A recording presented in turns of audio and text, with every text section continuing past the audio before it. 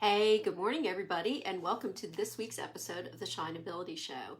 If you haven't been here before, my name is Robin Carberry, and I've coached hundreds of entrepreneurs in offer development, funnel strategy, launching, mindset, and more. But what I've discovered is that all the strategies in the world aren't going to help you if you don't know what truly sparks you and if your mindset is in the way of your success.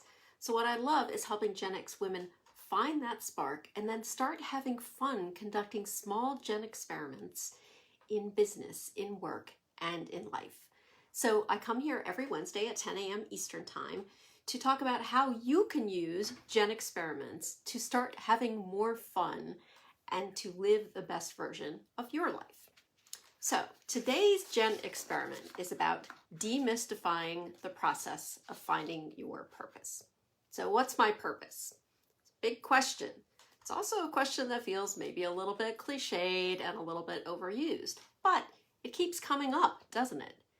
And it might feel like such a big, scary question that you dodge it. That was me for a long time. But when I finally stepped towards the fear around that big, scary question, things started to change for me in so many wonderful, beautiful ways. So if you type in to Google, one of the most suggested answers is, what's my purpose? So if you feel like you might be alone in asking this question, Google is here to tell you that you are definitely not. So there was a 2010 study by Applied Psychology that found people who lived their lives with a sense of purpose, along with a feeling of control and feeling like they were doing something that was worthwhile, tend to live longer. But it's not just about living longer, right? It's like understanding that sense of purpose so you can live a happier and more fulfilled life. And if you understand your purpose, why you're here, what it is that you were meant to do, and start applying that, that means you can stop asking the question, is this all there is?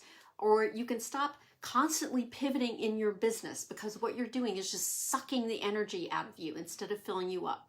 Or you can stop jumping from job to job to job, hoping that the next change of scenery is going to be the thing that makes a difference for you.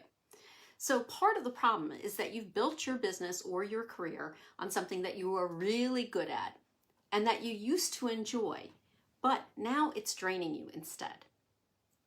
So Gay Hendricks, in his book, The Big Leap, refers to that as working in your zone of excellence, as opposed to doing the work that really lights you up and sparks you. And the problem with working in your zone of excellence, as opposed to the zone of genius, as Gay Hendricks referred to it, is that it's a dangerous place for you to hang out.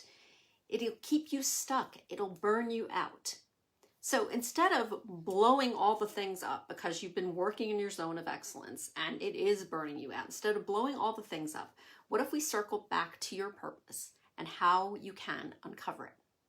So I invite you to start by putting aside some time to think about times when you were at work and your workday just flew by, when you were in the zone, when you were fired up and excited about what it is that you were doing. You looked at the clock and you're like, holy schmoly, like 3 hours just passed by and it felt like 10 minutes.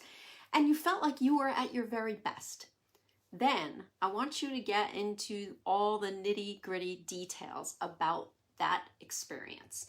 What projects were you working on? What tools were you using? What was the topic or subject of the work you were doing or the problem that you were trying to solve? Were you working in a group? If so, what were the dynamics of that group? How did you communicate with each other? Or maybe you were working alone. If so, what did your process look like? What did your workspace look and feel like to you? So I want you to write down as much detail as you can possibly recall about 2 or 3 of those experiences. Then I want you to walk away from it for an hour or maybe even for a day. Why is that? Because you just took some time and got really into minute details. And the next step of this process is to move back from it and get a bigger picture view. So after you've had some time away from it, come back to your list and look for things that were in common across these experiences. Look for common themes. And those themes are going to start to tell you what your purpose is. Another aspect to this is thinking about the impact that your work had. These particular experiences, these specific work experiences, how did they impact people? So pick one or two people and think about that person. How did this work impact her? How did it show up for her? How did it feel for her? How did she express that to you? Next, I'd like you to talk to somebody you trust, somebody who's seen and understands your impact and can help you get outside of your head. And ask that person, like, what do you think about when you think about me? Like, what type of work do you see me doing well, but more importantly, doing effortlessly? And these conversations can give you a ton of insight because there is a pretty darn good chance that you are devaluing work that sparks you, work that comes to you effortlessly, because of that very reason, because it just flows out of you and you don't really have to think about it. Just because it comes easily to you doesn't mean it comes easily to other people.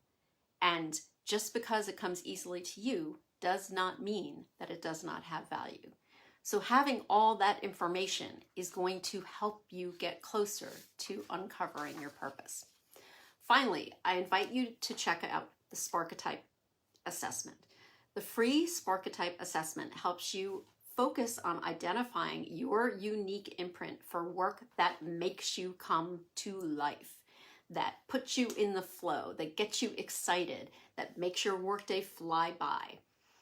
And you can use that information from the assessment and apply it to your job or career, to your business, or to your life.